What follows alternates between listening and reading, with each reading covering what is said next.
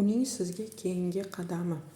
Kelinglar shu mavzuga ko'ramiz. Demak, aqlimizdagi insonni sizga keyingi qadami nima bo'ladi? Ya'niki nimalarga harakat qiladi? Qanday bir harakatlar kutaylik ulardan? Demak, shularni ko'rib olamiz. Bu yerda kartalarimni to'g'rilab olay. Xo'p, demak, aqlimizdagi insonni keyingi qadami qanday bo'ladi? Demak, bu yerda 4 ta variant qilamiz. 4 ta variantda bittadan karta tashlayman. Demak, ko'nglingizga yoqqan kartani tanlashingiz mumkin va biz ko'ramiz aqlingizdagi insonni siz tomonga keyingi qadamini ko'rishimiz mumkin bo'ladi. Demak, bu birinchi variant, bu ikkinchi, bu uchinchi, bu to'rtinchi variant deb olamiz. Demak, tanlagan bo'lsangiz biz boshlaymiz. Demak, birinchi variantni tanlaganlar. Uning keyingi qadami nima bo'ladi? Bu bizani eng shedriy insonimiz hisoblanadi kartada. Mana ko'rayotgan bo'lsangiz, qo'lida mana shunaqa, demak, hamyon deymizmi, nima desangiz ham. Demak, mana tillalar solingan, tangalar solingan va mana misol uchun bolalarga, qiynalgan bolalarga demak saxiylik ila ulashyapti. Bu yerda demak uning keyingi qadami sizga qanaqadir bir sovg'a berishi mumkin yoki bir nimangizgadir demak yordam, ko'maklashishi mumkin yoki demak не только materialni, demak moralni ham sizni qaysidir vaziyatda qo'llab-quvvatlashi mumkin. Uning keyingi qadami mana shu bo'ladi. Demak, ikkinchi variantni tanlaganlar. Keyingi qadamida nimani ko'rishimiz mumkin? Imperatorimizni tushyaptilar. Imperatorimiz juda ham властный, juda ham egoist, juda ham mani gapim gap deydigan, demak, imperatorimiz hisoblanadi. Uning keyingi qadami juda ham bir katta qadamlar deb ayta olmayman. Ya'niki, misol uchun o'rtangizda urushib qo'ygan bo'lsangiz, все, uni hisobi bo'yicha u prav. Siz nohaqsiz, u prav. Вот, mana misol uchun kutadi. Bu harakat kartasi emas. Ya'niki, urushib qolgan bo'lsangiz, yo'q, o'zi aloqaga chiqadi.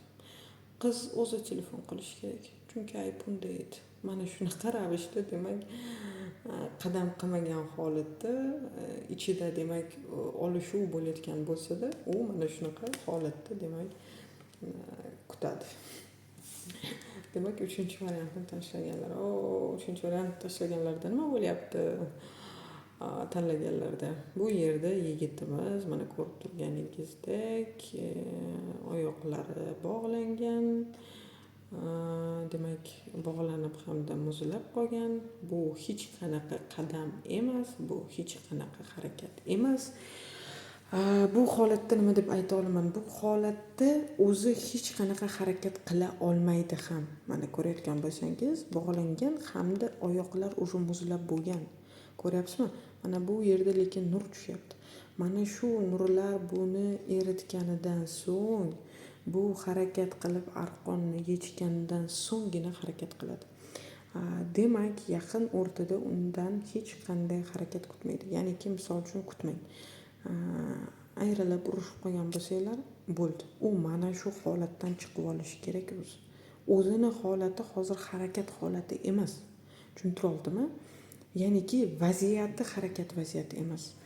Ya'niki mana shunaqa vaziyati borki, demak uni harakat qilishga to'xtatib turibdi. Xo'p, to'rtinchi variantni tanlaganlar. To'rtinchi variantni tanlaganlarda nima deb ayta olaman? To'rtinchi variantni tanlaganlar ham juda ham bir kuchli harakat kutmang. Nima uchun? Chunki mana o'zi ahvolni ko'rib turishingiz mumkin.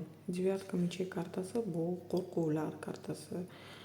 Bu demak o'zbek tilida rus tilida aytganda depressiya kartasi ham hisoblanadi. Trevoga, depressiya. Demak, uning holati yaxshi holatda emas. Mana ko'rayotgan bo'lsangiz, qizimiz ko'rshapalaklardan mana qo'chyapti. Bu yerda juda ham qo'rquv va vahimasi bor. Ya'niki, yigit yoki qiz o'sha shunaqa holatda bir harakat qilish uchun oldin mana bu qo'rquvi, mana bu holatidan chiqish kerak. Bunda ham demak 4-variantni tanlaganlarda ham bir qandaydir harakat bo'lmaydi. chunki vaziyat yo'l qo'ymaydi harakat qilishiga. Xo'p, demak bugungi ko'radigan mavzum shu edi. Yana qaysi mavzular? Mendan xafa bo'lmanglar. Men nima ko'rsam o'shani aytaman. To'g'risini aytaman. Bir umid berib, bir boshqa anaqa emas. Что есть, как есть, shu. Tushgani aytilinadi. O'shaning uchun xafa bo'lmanglar. Oldindan men aytib kelganman. To'g'ri aytadigani, to'g'ri gap eshitgingiz kelsa kuzating deyman. Demak shu. Yana qanaqa savollarga ko'rishimni xohlaysizlar, yozib qoldirsanglar, ko'rib berishga harakat qilaman. Assalomu alaykum.